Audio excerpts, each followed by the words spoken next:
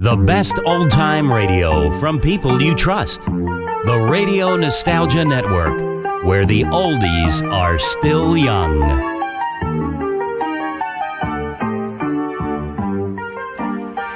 It's a foggy night, a perfect night for a mystery.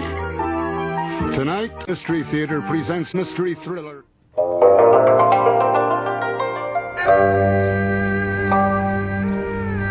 Good morning, Comrade Chief Inspector Chen.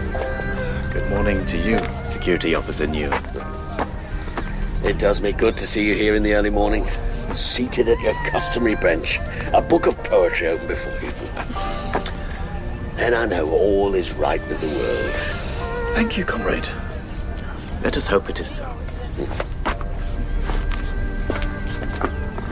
I first sat here in Bund Park, where I'm sitting now, this same bench, when I was just 17.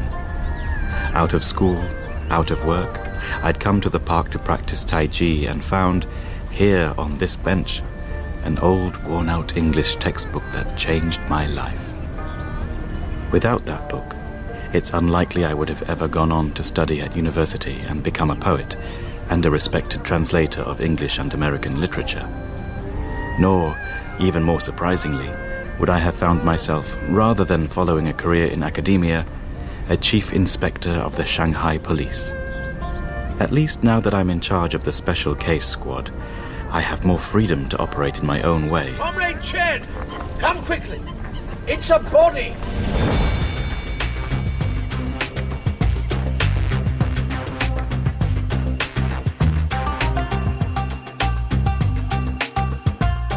Inspector Chen, a loyal character dancer by Chu Xiaolong, dramatized by John Harvey.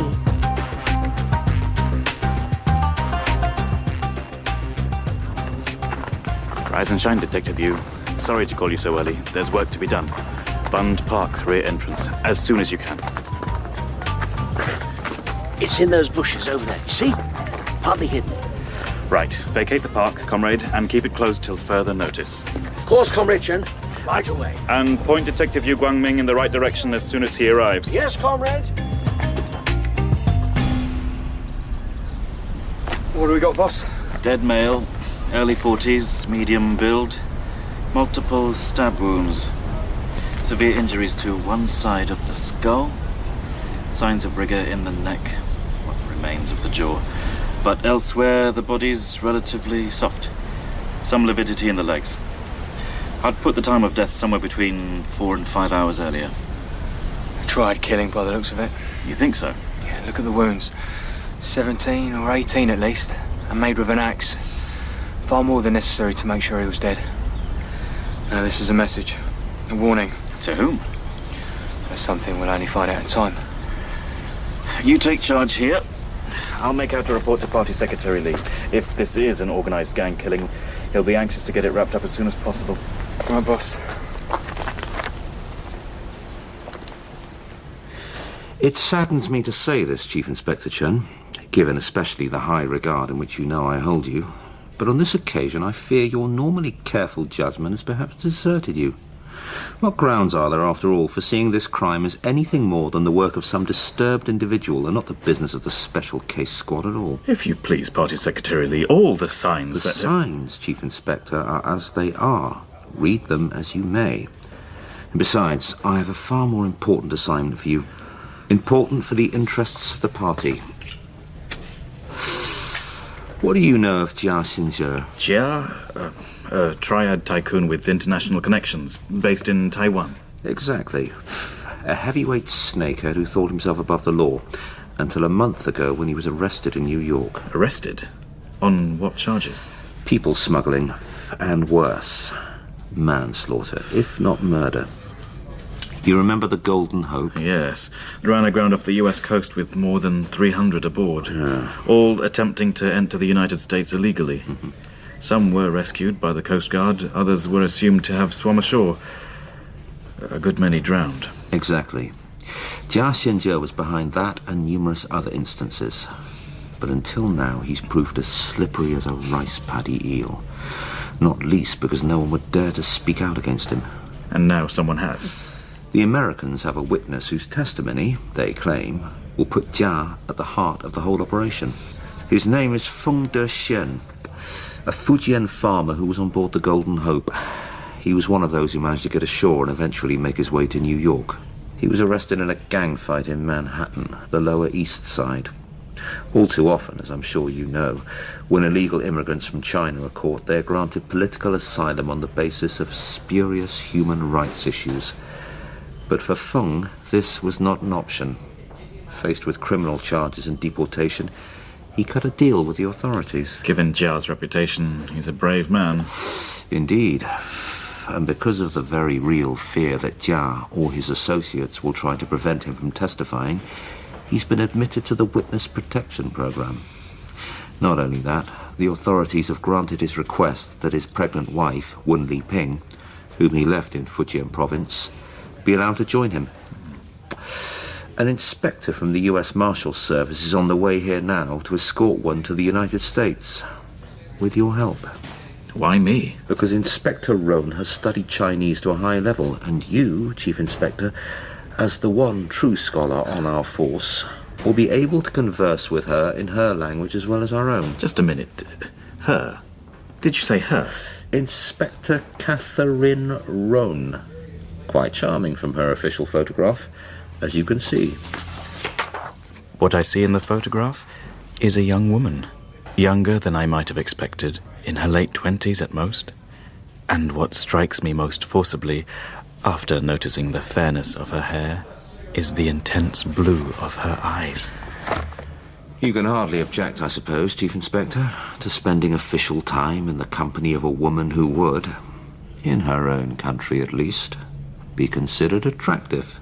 A single man such as yourself. Really, Party Secretary Lee, I'm sure you could find someone more suitable to... Nonsense. Who else is better equipped? A poet and translator with an intimate knowledge of Western literature. You will present a fine image of China's police force. Inspector Rohn is our special guest, and it will be your task to keep her informed and entertained at all times. Entertained? The Ministry will provide you with a special fund for taking the inspector to the best restaurants and generally making sure she returns to the United States with the most positive of impressions. And need I say, if this whole business is concluded satisfactorily, it can only help your future prospects a great deal. And I will not be seated behind this desk forever, if you understand my meaning. I understand the meaning well enough. If I play my cards right, don't ruffle too many feathers, toe the party line, then instead of chasing triad gangsters and low-life criminals, I could be in the party secretary's chair and, with a perk or two, earning a great deal more than I am now. But at what price? Of course, party secretary. Excellent. There is, however, one small problem I've yet to mention. As of yesterday, Feng's wife seems to have disappeared. The local police have ascertained she had a phone call from her husband on the night of April the 5th, but nothing more. No sign of where she's gone or why, and Feng's trial is set for the 24th of the month, which does not give us a great deal of time.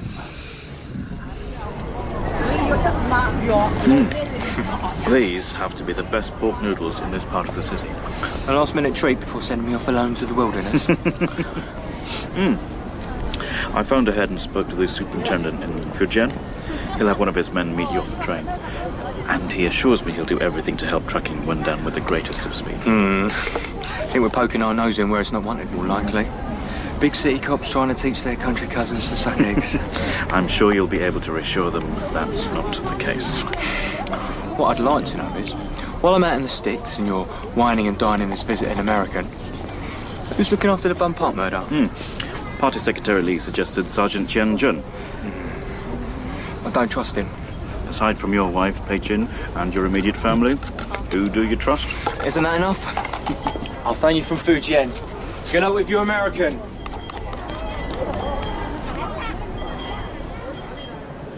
Due to poor visibility, all flights from Tokyo Narita Airport are delayed until further notice. This will affect those passengers from destinations in Europe and the United States, continuing their journeys to Shanghai Huzhou International Airport. Please Hello? listen out. Pei Chin, This is Chen. I just wanted to apologize for sending your husband away on such short notice. That's good of you, Chen Sao, but I assure you there's no apology necessary. I'm used to it, after all. Has he called home? No, not yet. I thought he'd be there by now. I'm at the airport and may be stuck here for some little time. The flight I'm meeting has been delayed. I'll let you know if he calls. Thank you. Oh, and please excuse my rudeness, Pei Chin. I should have asked how you are. Me? Oh, much the same as usual. Bored with my job, but otherwise... And little Chin Chin? Not so little. You should come and see us more often. Now you make me feel guilty.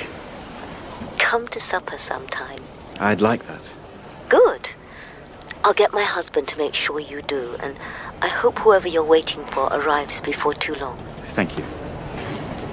The mass of people pouring through the arrivals gate is such that it's impossible to distinguish one from another. But then, there she is, walking purposefully towards me, the crowd seeming to fold away to either side, blonde hair falling loosely to her shoulders, and the blue of her eyes brighter than any photograph might suggest. Inspector Roan? Catherine Roan? Yes? I'm Chen Sao, Chief Inspector of the Shanghai Police Bureau. It is my pleasure to greet you on behalf of your Chinese colleagues. Welcome to Shanghai. Well, thank you, Chief Inspector. We should take a taxi to your hotel.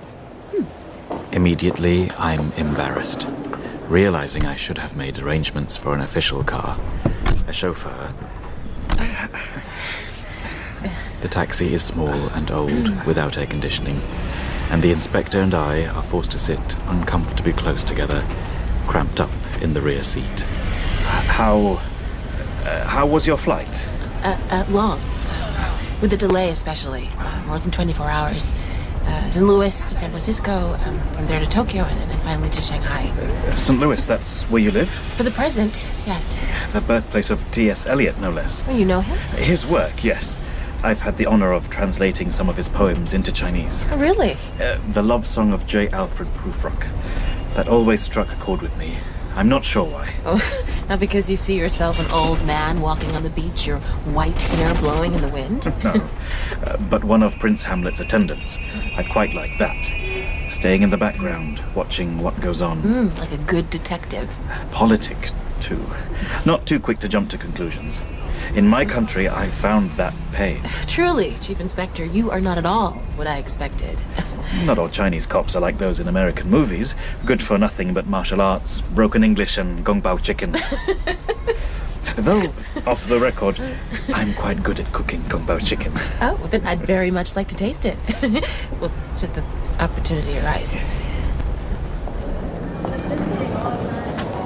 You must be exhausted after your journey. We can talk properly in the morning. I probably won't be able to sleep at all. Not till 2 or 3 at best. Why don't we have a drink in the bar and make a plan for tomorrow? Of course. Well, just give me time to wash up first. 20 minutes tops? To your good health. Cheers. Now, I'm afraid I have some bad news. Go on. Wen Liping has disappeared. What? How? I mean, how can this have happened when she was on the verge of leaving? We don't yet know the reason. The police in Fujian are looking for her, and my partner, Detective Yu, has gone to help in the search. Presumably the bus and train stations will have been alerted. Pregnant as she is, I doubt if she could travel far on foot. We now know that she received a phone call on the 5th, 3 days ago now, but not yet who it was from. Her husband, possibly. He's allowed only a limited number of calls, all of which are recorded. I can send a request by fax for details of any calls he made on that date. Excellent. And surely we should go to Fujian ourselves. I mean, what's that old Chinese proverb? Something about the farmer who, instead of hunting the rabbit that has been eating his crop, waits for it to knock itself out against a tree. Your knowledge of Chinese culture is impressive, Inspector Roan. As impressive as yours of T.S. Eliot? Before we decide what to do, let's wait until I hear back from Detective Yu. And tomorrow, I can show you something of the beauties of Shanghai.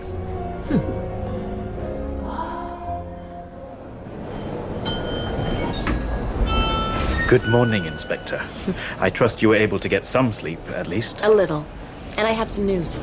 The facts from the States confirming that Feng did make a phone call to his wife on April 5th. We're having it translated and analyzed. I'll let you know as soon as I hear more. Good. And in the meantime, my plan is for a good breakfast to start the day. Fine. We can eat here at the hotel. Better than that. Let me take you somewhere with typical Shanghai atmosphere and genuine Chinese flavor. Just a few minutes walk away. Oh, then let's go. We'll have fried mini buns with minced pork stuffing, salted duck, shrimp dumplings, bean curd with green scallions, some sticks of fermented tofu, Yes, sir. and rice porridge topped with a 1,000-year egg. Oh, so much. They are small dishes, I assure you. You keep surprising me, Chief Inspector. A cop, a translator, a poet, and now a gourmet. Food has always been an important part of Chinese culture. As Confucius says, to enjoy food and sex is human nature. Really? Somehow that's one saying that's passed me by. What am I doing? Talking about sex with this beautiful woman. A woman with whom I meant to have a strictly professional relationship. And at breakfast. Excuse me, sir. Here's the first of our food. Thank you. Wow. I heard earlier from Detective Yu in Fujian. He's been speaking to the officers who reported Wen missing. They'd gone to her house to verify her passport application and found it empty. Her neighbor said they'd not seen hide nor hair of her for a whole day. The only thing they learned was that a stranger had come looking for Wen the following afternoon. So that would be the 6th, the day after the phone call from her husband. And the day after she disappeared. Oh, they must be linked, don't you think? Yes. Perhaps when we learn what he said, we'll know exactly how. And meanwhile, there's nothing else? No other clues? One of the officers Detective Yu spoke to suggested she could have been abducted by a member of a gang called the Flying Axes. But there was no signs of forced entry or any kind of struggle. These flying axes? Well, could they be connected to Jia in some way? It's possible. They're known to be involved with human trafficking on a local level, recruiting potential targets, collecting payments, and so on. So they could have been doing Jia a favor. Well, if they prevented Wen from joining her husband, that would mean Feng refusing to testify against him. It's a line of inquiry, certainly. And all the more reason, surely, why we should be in Fujian. There are still things we can do here. I've arranged for us to meet Wen Liping's brother a little later in the day. He lives in the Huangpu district here, in Shanghai. He may be able to shed some light on where Wen is now. There's so much traffic. It used to be just bicycles. Now it's cars, vans, everything. And all going in a dozen directions at once. You get used to it. Look, we can cross now. Okay. Watch out! Are you all right? Yes. Yes, I think so. These idiots are getting more dangerous every day. Especially in the way he seemed to swerve towards us at the last moment. But how could they have known where we would be?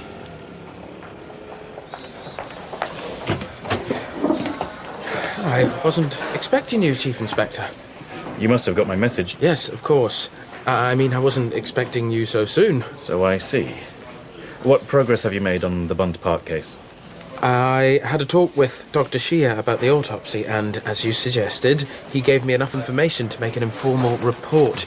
I typed up a copy for you, and here it is. Just give me the gist.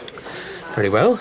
The time of death was approximately 1 o'clock on the morning of April 8th. Cause of death, massive trauma to the head. Other wounds, 18 in number, stab wounds. Could have been inflicted after death. Go on. The victim was in his mid-40s, 6 feet tall, 180 pounds, strongly built, good teeth, well-manicured hands, needle tracks on both arms. Really? And had apparently had sexual intercourse shortly before death. There were still traces of semen and vaginal fluid on his sex organ. And the silk pyjamas he was wearing at the time. Thank you, Sergeant Chen. A thorough job. Send out a detailed description of the victim to hotels, as well as all the neighborhood committees. At once, sir. And I've already circulated all the information we have about Wen Liping, in case she should return to Shanghai. Good. Any further messages from Detective Yu? No, sir. But there was one from Old Hunter. He's happy to meet you as requested, but instead of the Mid-Lake Tea House, he suggested the Moon Breeze. So how are things with you, Uncle? Like a piece of coal that still burns, giving off its last remaining heat. I'm trying to make myself as useful to society as I can. Not that I fool myself what little I can do will make a scrap of difference. Are things really so bad? You have to ask. Look around you. The way things are falling apart. Corruption everywhere. Uncle, surely it's not so bad. To get anywhere in today's society, there are just two ways. The black way and the white way. And that's the black way that rules, and the gangsters who are taking control.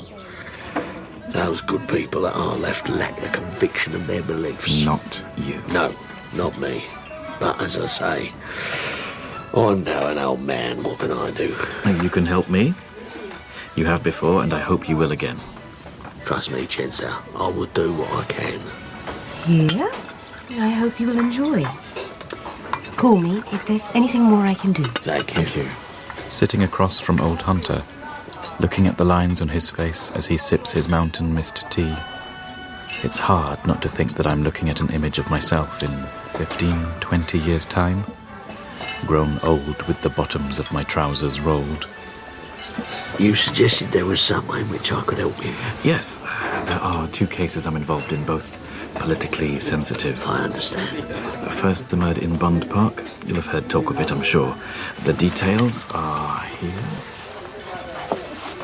As you will see, the victim was killed shortly after having sex, and his body dumped in the park. You think the sex could have been a way of catching him unawares? It's possible. In which case it probably took place in some low-grade hotel or massage parlour. I can chase up some of my old contacts, ask around. Thank you. The woman at the centre of our second case, Wen Li Ping, has recently disappeared from Fujian and may have come to Shanghai. So, once again, cheap hotels might be the place to inquire. Do you have a photograph? Yes. Here. I'll do what I can. I don't have to warn you to be careful. Nor I you. Excuse me, Uncle. Hello? Chief Inspector, it's Sergeant Chen. Yes. I thought you'd want to know there's been a call from Detective Yu. He says the Bureau at Fujian has been giving him numerous leads, possible witnesses and so on, but they're all proving to be dead ends. He suspects they may be doing so on purpose. Very well. If you speak to him again, tell him I'll ask Party Secretary Li to use his influence and get him some proper cooperation. Oh, and Chen, arrange for a car to pick up Inspector Roan at her hotel and take her to number 27, Shandong Road. Right away.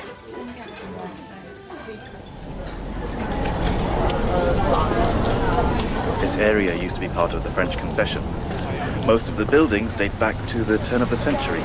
A good many are now beyond repair, as you can see. Hence all the construction work. And this is where one's brother lives? Yes, a small room up on the second floor. Before we go in, there's something I have to tell you. Feng's phone call to his wife has been translated.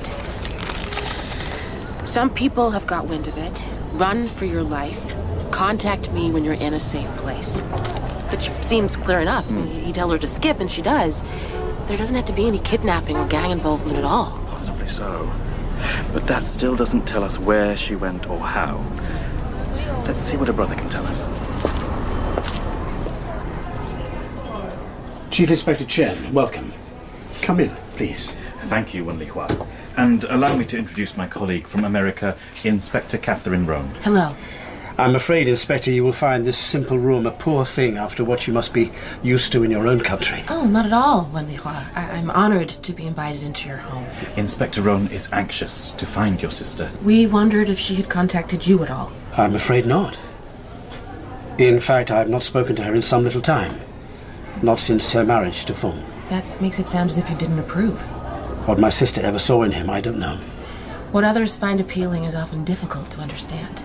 And sometimes, I'm afraid, not difficult at all. Sometimes the reason is right there, in front of your eyes. He's a brute, if you ask me. And he seems to have treated my sister with precious little respect. Anything you could tell us about her might be useful. Anything at all. Then please make yourselves as comfortable as you can while I make some tea. Thank you. One thing you have to know about Wun, right from the start, she was different. Different from all the other girls, our friends, as we were growing up. Pretty, of course, but gifted too. She sang like a lark and danced like a cloud. Her teachers predicted a great future for her in socialist China. She must have been born under a peach tree, they said. A peach tree? There is a belief that someone born under such a tree will grow into a great beauty. Oh. You ask why I make my home in the mountain forest, and I smile and am silent. And even my soul remains quiet. It lives in the other world, which no one owns. The peach trees blossom, the waters flow. That's beautiful. Peach tree or not, Wun was born in the wrong year. The Cultural Revolution broke out when she was in 6th grade. She became a cadre in the Red Guard and a leading member of the district song and dance ensemble.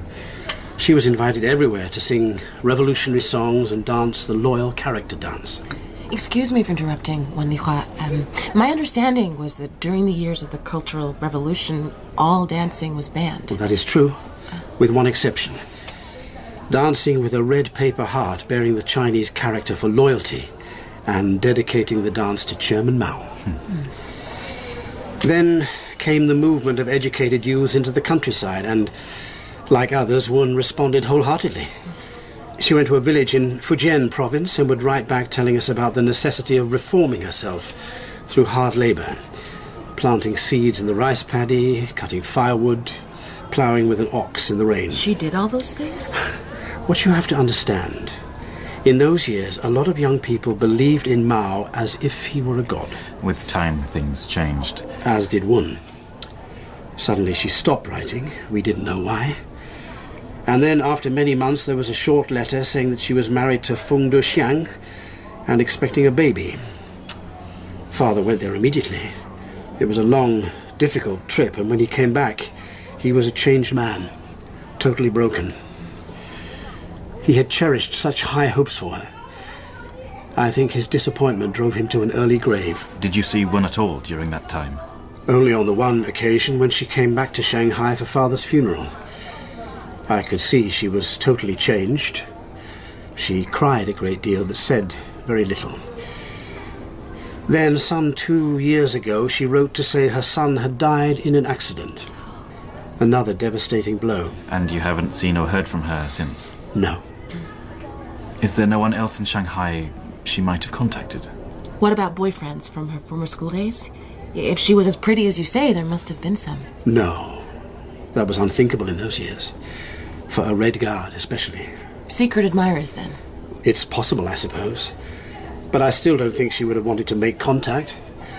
Her old school had a quite lavish reunion last year, and I know she was invited, but she never came. A lavish reunion costs money.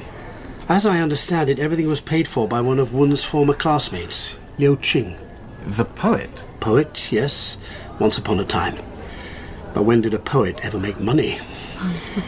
Liu Qing is now a successful businessman with companies in Shanghai and Suzhou. Could he have been one of her secret admirers? I don't think so. He was a nobody in high school. He wouldn't have presumed to be Wun's admirer. He would have been too much like an ugly toad's mouth-watering at the sight of a white swan. So why do you think she didn't come to the reunion? It sounds, from what you say, as if her school days might have been when she was most happy. I think she was too proud. Too proud to show them what she had become.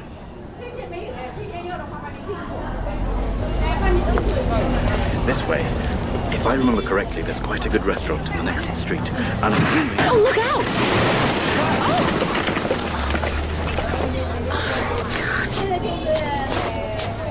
Catherine, are you all right?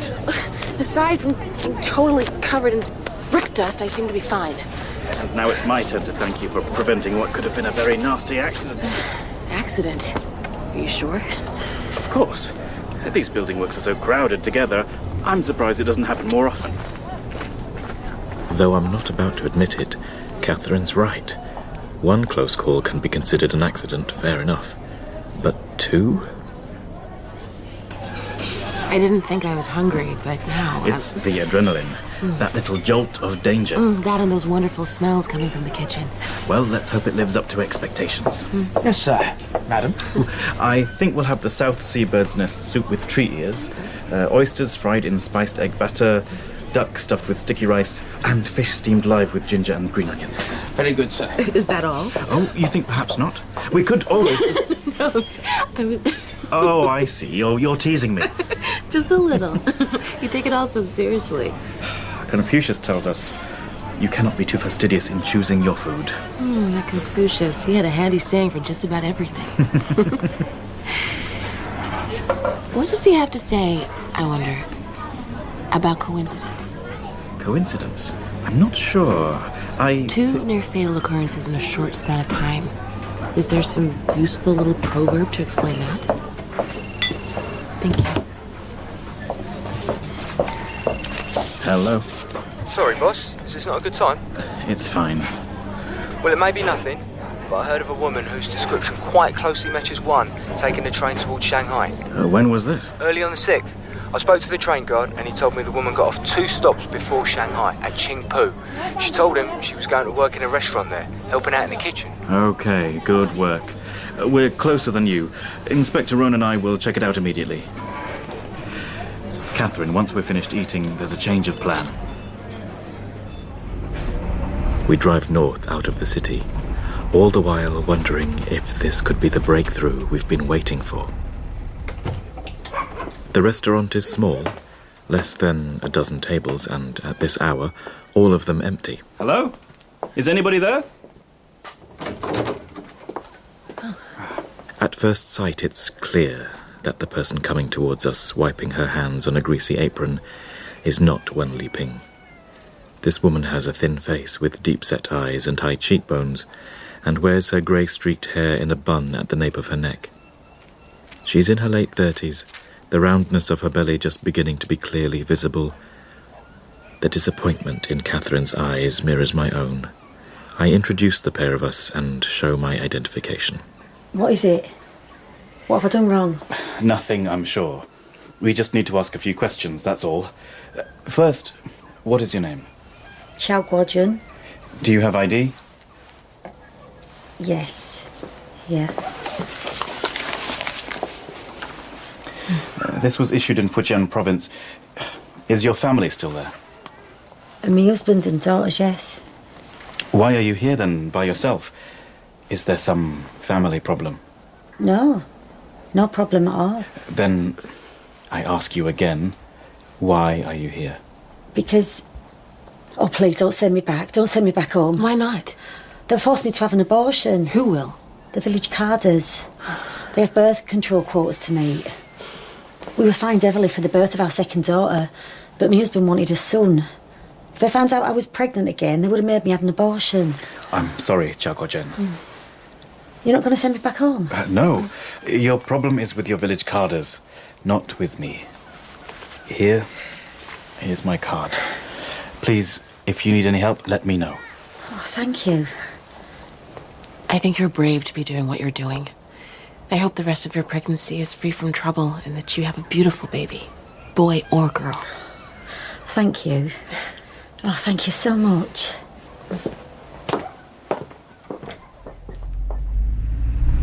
You're angry? You think so? You have to understand. Understand? The local carders may have overdone it. Overdone? But the population problem is very real. Our government has no choice. But abortion. Forced abortion. Surely in any sane society, a woman should be able to choose to have her baby, and at her own home. Some kind of controls are necessary. Take the Chow family, for instance. They already have 2 daughters, and unless they are stopped, they will go on having more until they have a son. As you know from your Chinese studies, the continuation of the family name is all important. Very well, that's their choice. Do you think poor families like the Chows can afford to take good care of 5 or more kids in an impoverished province like Guangxi? Those are numbers, not lives. No, those are facts. And if you had lived as an ordinary Chinese for more than 30 years instead of studying the country from afar, you might view the situation from a different perspective. Really? You would have seen 3 generations squeezed under one roof, in one single room like the one we saw when Li Hua in today. Detective Yu, for example, does not have even a room of his own. The one his family now live in used to be Old Hunter's dining room. He and his wife, Pei Chin, have to sleep alongside their 9-year-old son. The signs of overpopulation are everywhere. How can the government afford not to act? Even if it means denying basic human rights? Such as the right to pursue happiness, I suppose. Yes. Then what about so-called illegal immigration? According to your constitution, people have a right to seek a better life. America should welcome all immigrants with open arms. Instead of which, the only way people can get into your country is illegally and at great cost and danger. Well, you can't have people just flooding in without any checks, whatever. There must be international law and order. Exactly. There are no absolute principles. They are always being modified by time and circumstances. Take 200 or 300 years ago, no one in North America was complaining about illegal immigration then. Oh, so now you're an historian, as well as a spokesperson for the party and the People's Daily? Oh, I cannot help seeing things from my perspective, just as you cannot help seeing things from yours. And I've had enough of your political lectures. Thank you very much. The Tartar horse rejoices in the north wind. The bird of Yue nestles on the south branch. Different attachments, different places, so great the distance in between. What bothers me almost more than anything, more than the stubborn way in which she stands her ground, is the fact that, in my eyes, the angrier Catherine gets, the more attractive she becomes.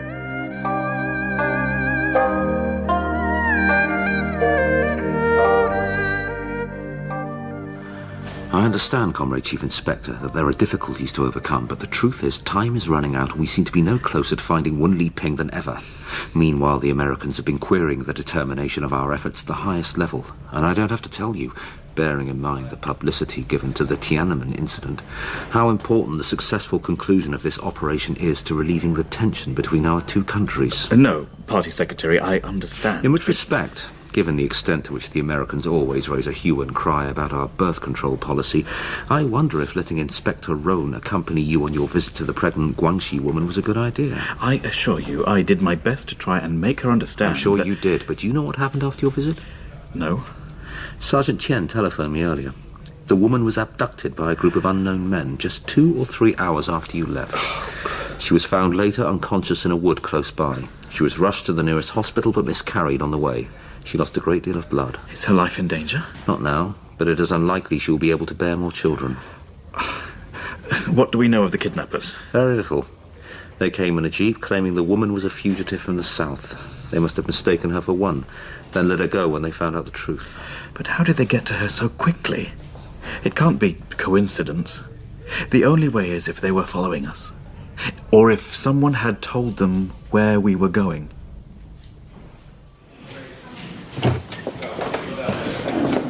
What do you think you're doing, going directly to Party Secretary Lee instead of through me? I'm sorry, Chief Inspector. I tried your phone, but there was no signal. Even so... I thought it was important to make... And how did you know what happened in Qingpu anyway? The local police called me that evening. Next time, if anything similar occurs, you get in touch with me first. Do you understand? Without fail. Yes, Chief Inspector. Now, call the hospital where Chow was taken and make sure the doctors are doing everything for her they can. If money is an issue, draw on our special budget. Surely the special budget... No buts. It's the least we can do. Yes, Chief. Why am I so angry with Chen? Is it just a way to vent my frustration? Or, like Detective Yu, am I beginning to find him less than trustworthy? Somehow the triads have infiltrated the authorities, not just in Fujian, but here in Shanghai. There doesn't seem to be any doubt about that. And they're doing everything they can to stop Wen's husband from testifying against Jia Xinzhe, which means keeping Wen herself from going to America by whatever means possible. Chief Inspector Chen. Good morning, Chen. I was wondering if you might be free to join me for coffee. I'm told it's possible to get really good coffee in Shanghai. And then perhaps, if there's nothing more pressing, a little obligatory sightseeing. What I'm trying to say in my slightly clumsy way is I apologize for the way I behaved yesterday. And I hope we can resume as friends. Of course. If for no other reason than this evening you were escorting me to the Beijing Opera. I am? The invitations from the minister and party secretary Li were delivered here to the hotel just a little while ago. It's as well I packed my best dress after all.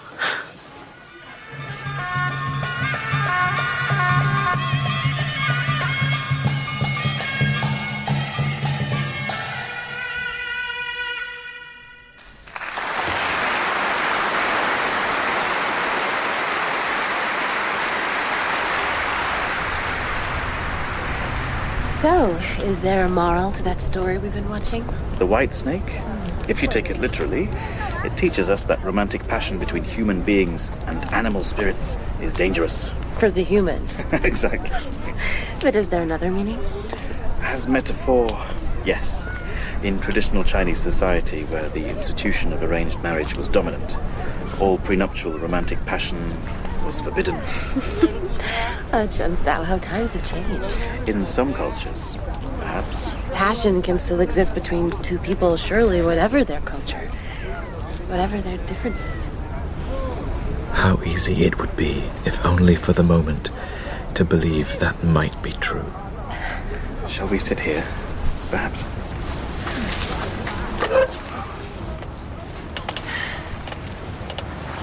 It's peaceful here. Just the sounds of the river. Easy, but foolish. Appearances can be deceptive. When I was sitting here not so many days ago, the very morning I was assigned to look into Wen's disappearance, the body of a brutally murdered man was discovered just a short distance away. Is there any connection, do you think? It's possible, though I don't yet see how. Do you have any idea who was responsible? There were no less than 18 axe wounds in the victim's body. The signature of a gang called the Flying Axes. From Fujian. Like many of the triad gangs, their influence spreads wider and wider. It makes me think of something I was reading on the plane on the way over. How the Italian mafia would sometimes carry out killings in the style of another organization in order to put the blame on a rival gang and muddy the waters at the same time. That's not impossible. There have been rumors recently that an outfit based in Taiwan, the Green Bamboo, are seeking to muscle in on this territory. But enough of police work. For now. It's late, and I should be getting you back to your hotel. Okay. Drunk, I whipped a precious horse. I do not want to weigh down a beauty with passion. As I'm on my way home after leaving Catherine at the hotel, 2 lines from the poet Daifu come to my mind, and I'm not sure why. Unless, like the white snake, they are a metaphor for what I'm feeling. Even so, the last image that passes by me before I fall asleep is no metaphor, but a memory of a woman's beauty, the soft tendrils of her hair stirring in the evening breeze.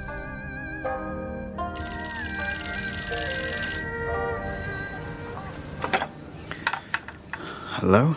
Boss, I hope I didn't wake you. No, not at all. But what is it? Last night, I followed one of the Flying Axes, Zhang Shuming, to a bathhouse and caught him with his pants down, naked with an underage young woman and out of reach of his gun. Didn't take too much to persuade him to talk. Go on. Apparently, Feng Duxiang first got in bed with the Axes a couple of years ago, some deal involving American cigarettes smuggled in from Taiwan. As a result, he knows all about them and they know all about him, which is why they're so worried. According to Zhang, Feng's rotten from head to toe, the kind who will betray even his closest friends in a moment if it suited his own ends. Good work, detective. How about you, boss? Any progress your end? Just an idea, something that came to me last night when I couldn't sleep. I was going to run it by Inspector Rohn later this morning. Come in! Oh, I'm sorry, I didn't realize that. Oh, it's okay. I was just taking a shower.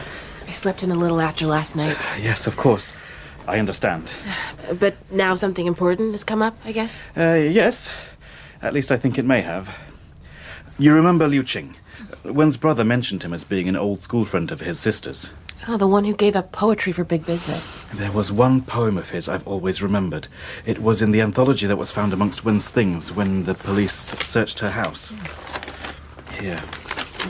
Here's a copy. This one? The fingertip touching? Yes. Now look down there, the second stanza. Okay.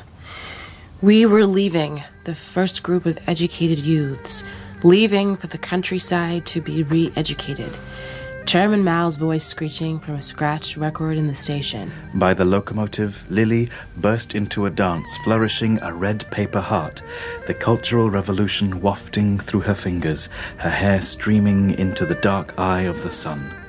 A leap, her skirt like a blossom, and the heart jumped out of her hand, fluttering like a flushed pheasant. She slipped and I rushed to her rescue, and when she caught it, she took my hand, our fingers branching into each other as if the world was in a red heart on white paper, and I was the boy, and she the girl. So for Lily, read 1, the loyal character dancer. And for the boy, read Liu Qing. We know where he lives. A Western-style mansion in the suburb of Suzhou. Just give me 5 minutes to get properly dressed.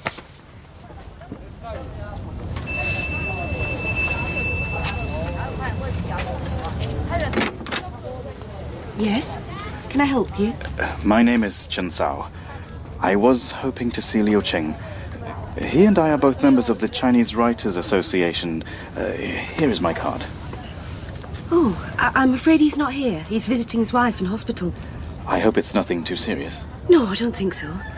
He's hoping soon she will be well enough to return. We could wait, if you don't think he'll be too long. Perhaps then if he came inside. He shouldn't be very long at all. Thank you. Perhaps you and your friend would like tea? Why don't we wait, Wen, until Liu is here? You are Comrade Wen Liping. How do you know? How did you know my name? Who are you? I am Chief Inspector Chen of the Shanghai Police, and this is Inspector Roan of the United States Marshal's Service. I'm here to accompany you to the United States. No, I'm not going. You can't make me. You're in great danger here, you and your baby. Once you are under the Marshal's custody, you'll both be safe. You'll be looked after in a witness protection program from the minute you arrive. The gangsters will never be able to find you, and you will be reunited with your husband. You think that's what I want?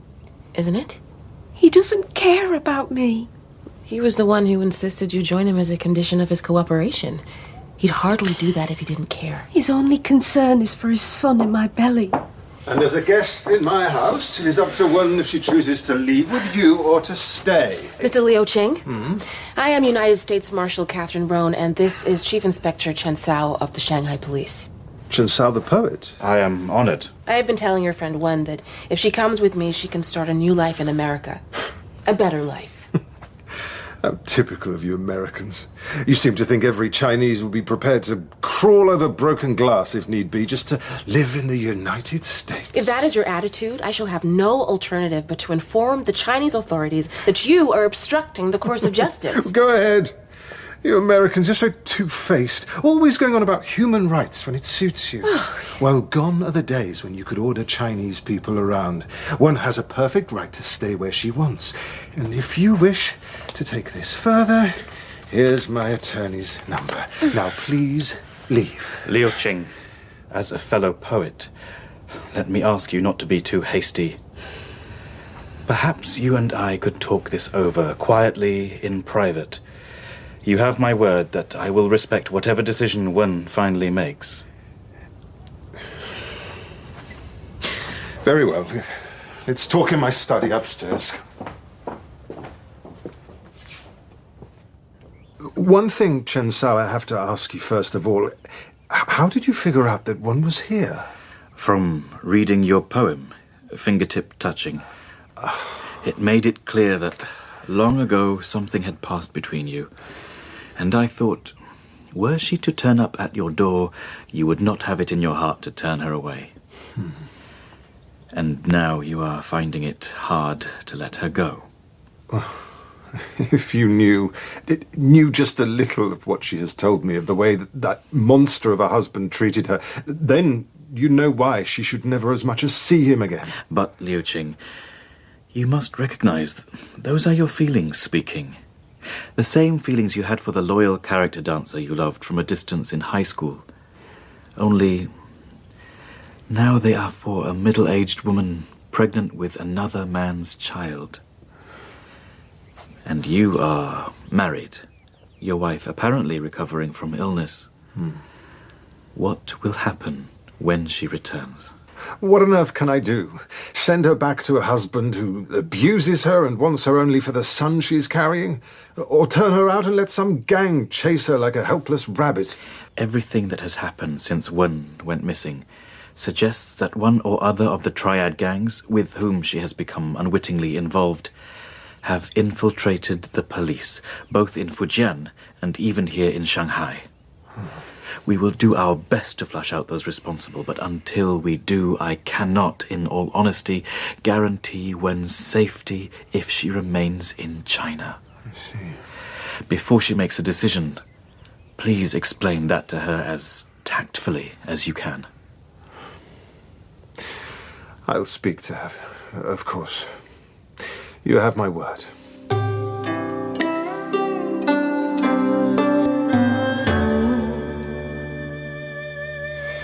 Leo and I have talked things over, and it does seem as if, for my child's safety, if nothing else, I have little alternative but to leave.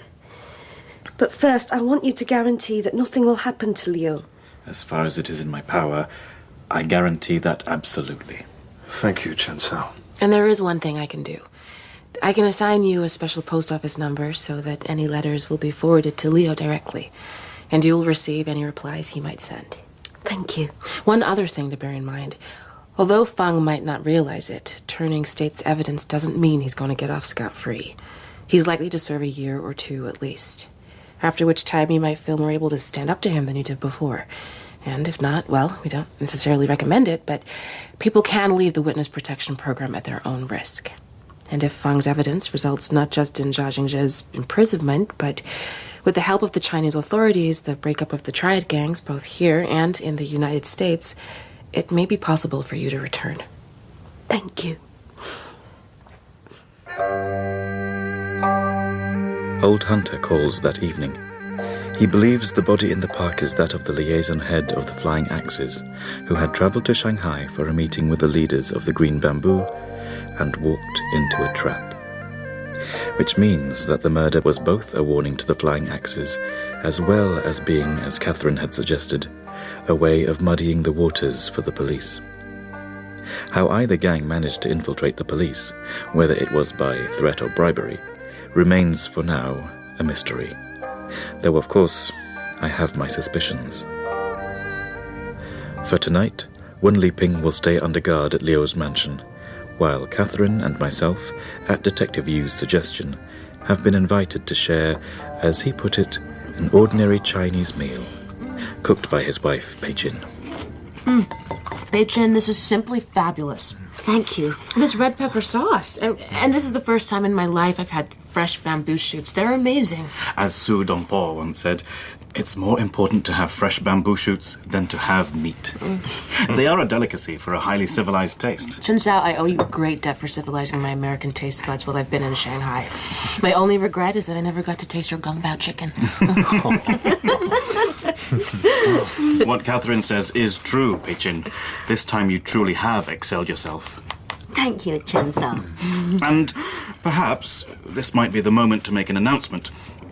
It might be a little premature, but I was speaking with Party Secretary Li earlier today, and he told me, in confidence, that a 2-bedroom department is about to become vacant, and your family is the first in line to be given the key. Really? Chen Sao? That's wonderful. Wonderful news indeed. Congratulations. No one deserves it more. Here, let me pour you some more Shaoxing wine. Oh, no more for me. I have an early flight tomorrow. The sooner you depart, the sooner you may return. We all wish for that, I'm sure. Is that not so, Chen Sao? After all that has happened, all that has passed between Catherine and myself, what can I say? Chen Zhao? So for fear of saying too much, I say nothing. China Airlines Flight 8515 for San Francisco via Tokyo is now boarding through Gate 5. Goodbye, Wen. Safe journey. I hope everything works out for you and the baby. Thank you. You've been very kind. Chen Zhao, thank you for everything. I shall never forget you. Here is something to help you remember. A Chinese fan. And don't open it until you are on the plane. I've taken the liberty of inscribing a few lines. Thank you. Goodbye. Shall we?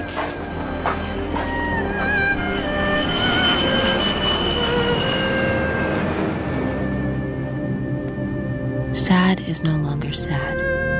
The heart hardened anew. Not expecting pardon, but grateful and glad to have been with you. The sunlight lost on the garden.